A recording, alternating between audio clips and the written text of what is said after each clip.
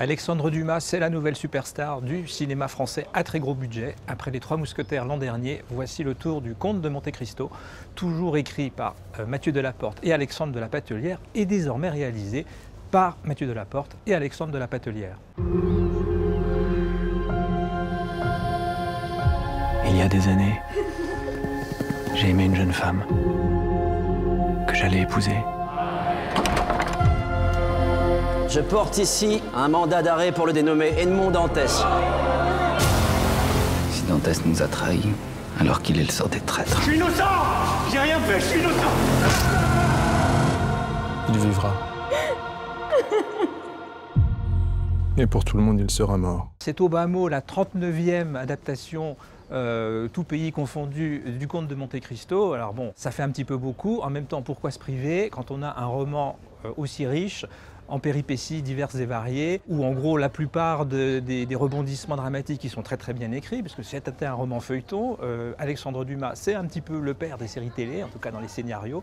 Il maniait très bien l'art du cliffhanger, les scénaristes du film aussi. Donc l'adaptation, elle dure presque 3 heures et franchement, c'est quand même une qualité, on ne s'ennuie pas une seconde dans ce film. Delaporte et de la Patellière, ils ont fait des choix parfois intéressants, qui est de fusionner plusieurs personnages, de déplacer des histoires d'amour. Ça marche plutôt pas mal, avec parfois des idées un petit peu saugrenues, qui consistent par exemple à inventer un nouveau personnage. Voilà, donc bon, pourquoi faire? Il n'y en a déjà pas assez comme ça. Quand on aime les vengeances, comme moi, et que on n'a pas forcément le temps de lire ou relire le Comte de Monte Cristo, et bien ma foi, je trouve qu'il y a une vraie habileté scénaristique à l'œuvre dans ce film, qui compense pour moi les choix esthétiques qui sont parfois incertains. Notamment une mise en scène inutilement tapageuse, avec énormément de mouvements de caméra. Alors je ne sais pas si c'est du drone, de la grue, en veux-tu, en voilà. Alors qu'en fait, parfois, il suffirait de filmer simplement ce qui est en train de se passer entre les acteurs. Par ailleurs, j'ai un petit faible pour les décors du film.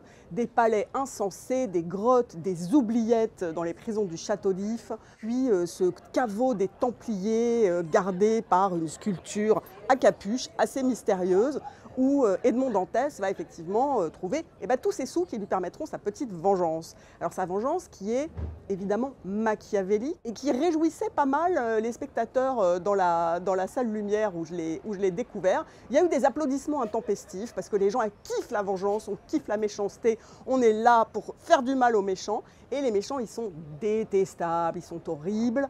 Voilà. Et donc, effectivement, c'est la grande victoire d'Alexandre Dumas, ce Comte de Monte Cristo. C'est assez malin d'avoir choisi de mettre beaucoup de masques et de postiches à Pierre Ninet, qui se déguise sans doute plus que dans le roman. Je pense aussi c'est une histoire pratique, quoi, parce que Pierre Ninet, il fait quand même très juvénile, et en tout cas, il fait trop jeune, en fait, pour incarner ce personnage.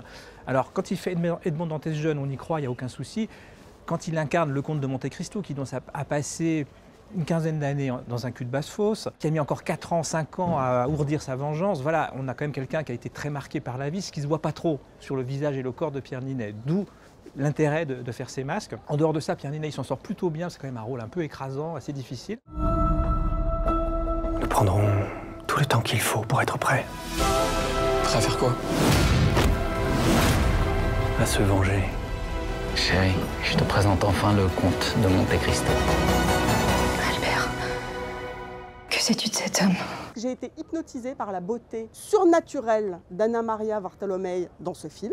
Elle est quand même stupéfiante. Et puis quant aux méchants, ils sont très bons. Voilà, c'est des méchants qui ont plaisir à endosser le costume de méchant et qui les jouent avec beaucoup de gourmandise. Il y a Laurent Lafitte qui joue le rôle du procureur de Villefort, qui est quand même une authentique crapule. Il y a Bastien Bouillon dans peut-être le méchant qui est le moins méchant, en tout cas le plus tiraillé des trois. Et puis l'ordure absolue, le banquier d'Anglars, que joue Patrick Mille.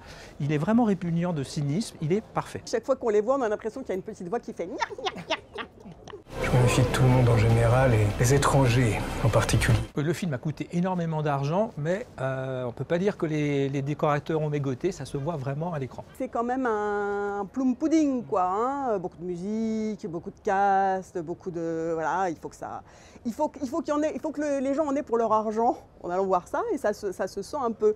Maintenant, forza Dumas, qui reste quand même un de nos meilleurs scénaristes. Le Comte de Monte Cristo, finalement, c'est plutôt bien. Monte Cristo, ta vengeance, c'est bien. Je renonce à me faire justice.